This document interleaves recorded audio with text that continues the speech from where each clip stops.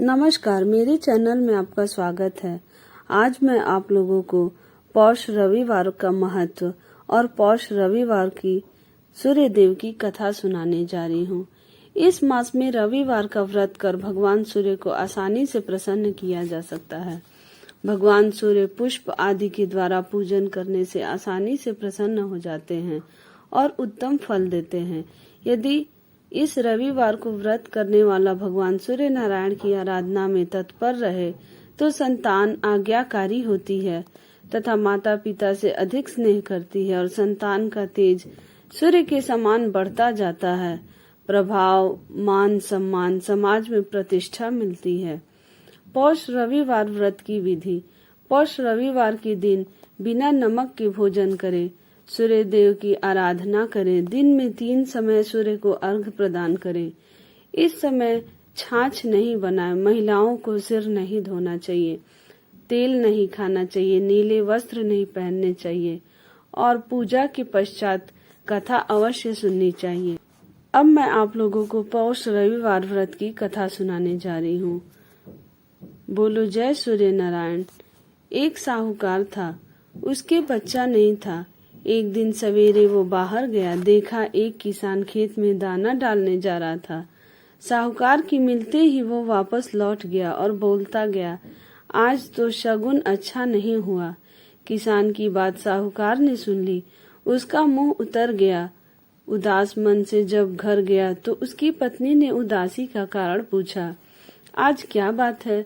साहूकार ने सारी बात बताई तो पत्नी बोली, आज चिड़िया आई तो वे भी बोली, बच्चे नहीं, यहाँ तो दाना कहाँ से मिलेगा, कहकर उड़ गई।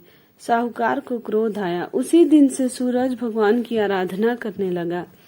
12 वर्ष बीत गए। राणा देजी ने सूरज भगवान से कहा, यह इतने मन से आपकी आराधना करता है, इसकी पुकार सुन लो। सूर्य भगवान ने उसके सामने प्रकट हुए और कहा, तेरे भाग्य में संतान नहीं है, पर मेरे आशीर्वाद से एक कन्या होगी।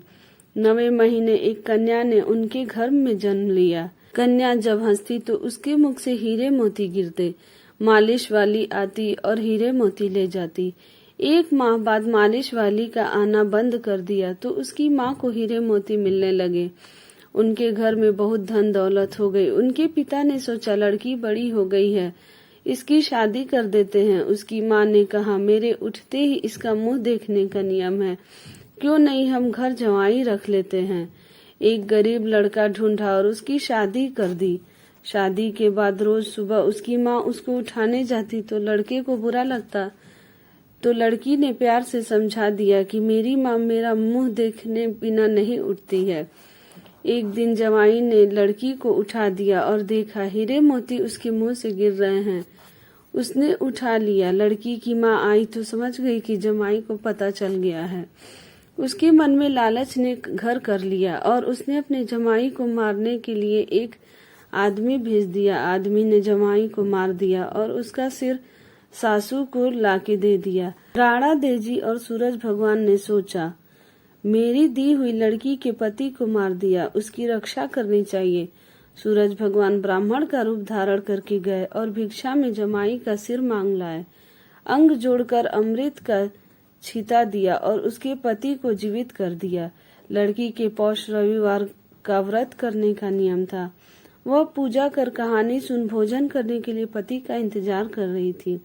उसका पति आया तो उसने पूछा, आपको पता नहीं है क्या दिन अस्त होने पर मैं खाना नहीं खा सकती, अगले दिन खाना पड़ता है। उसके पति ने उसको सारी बात बताई।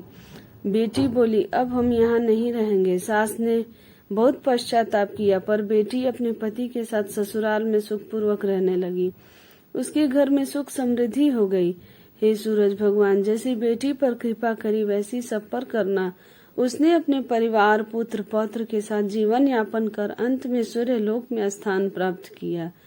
बोलो सूरज भगवान की जय। अगर आपको मेरी यह कथा अच्छी लगी हो तो मेरे चैनल को लाइक करें, सब्सक्राइब करें, शेयर करें और कमेंट में जय सूर्यदेव जरूर लिखें।